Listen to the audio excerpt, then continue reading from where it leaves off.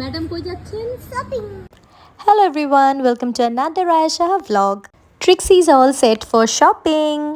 বেশ অনেক দিন ধরেই আমার বাবা তারপরে আমার শ্বশুর বাবা সমানে বলে চলেছে যে বাচ্চাদেরকে নিয়ে যে পুজোর জামা কাপড় কিনে দাও, বাট আমি একদমই সময় করে উঠতে পারছিলাম না, যেহেতু পুজোর সময় একদম পিক টাইম বিজনেসের। দাঁতের ফাঁকা দিয়ে কেমন আনন্দ বেরোচ্ছে দেখো সবাই।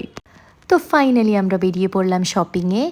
আমাদের বাড়ির কাছে একটা মেট্রো হয়েছে, ওটাতে করেই গেলাম, বেশ ফাঁকা ফাঁকাই ছিল।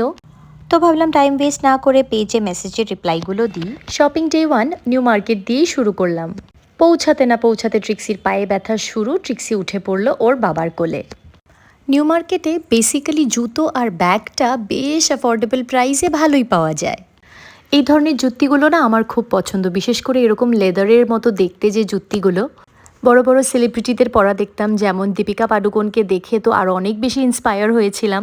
তো যাই হোক, অবশেষে একটা কিনলাম। অবশ্যই এগুলো অনেকটাই রিজনেবল প্রাইসে, তো পিওর লেদার তো হবে না, যাই হোক দেখতে লেদারের মতো আর কি। আমি আসলে বরাবরই খুব সিম্পল জুতো পছন্দ করি, বিশেষ করে এই ধরনের নিউড কালার্সের হলে তো কথাই নেই। এই ধরনের জুতোগুলো সব আউটফিটের সাথেই খুব সুন্দর লাগে।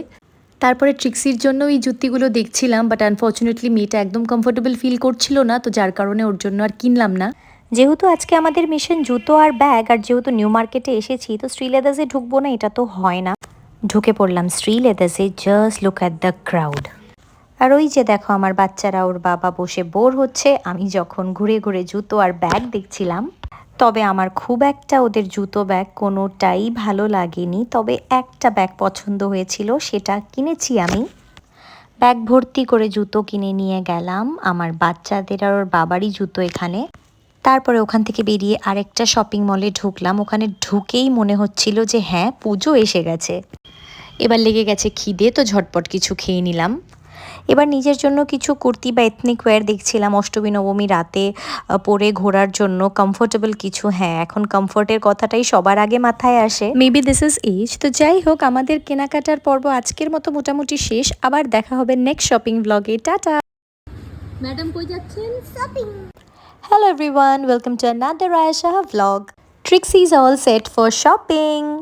বেশ অনেক দিন ধরেই আমার বাবা তারপরে আমার শ্বশুর বাবা সমানে বলে চলেছে যে বাচ্চাদেরকে নিয়ে যে পুজোর জামা কাপড় কিনে দাও, বাট আমি একদমই সময় করে উঠতে পারছিলাম না, যেহেতু পুজোর সময় একদম পিক টাইম বিজনেসের। দাঁতের ফাঁকা দিয়ে কেমন আনন্দ বেরোচ্ছে দেখো সবাই। তো ফাইনালি আমরা বেরিয়ে পড়লাম শপিংয়ে।